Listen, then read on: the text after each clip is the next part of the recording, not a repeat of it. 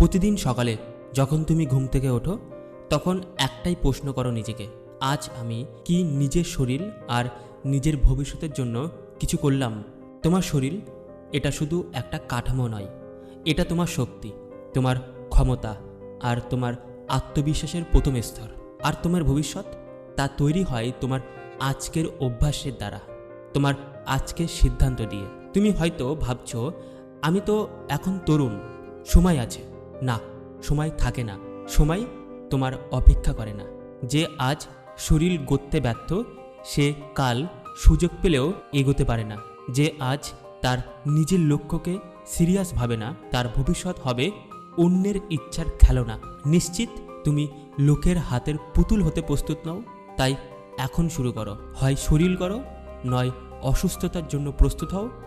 হয় ভবিষ্যৎ গড়ো, নয় অনুশোচনার জন্য তৈরি থাকো।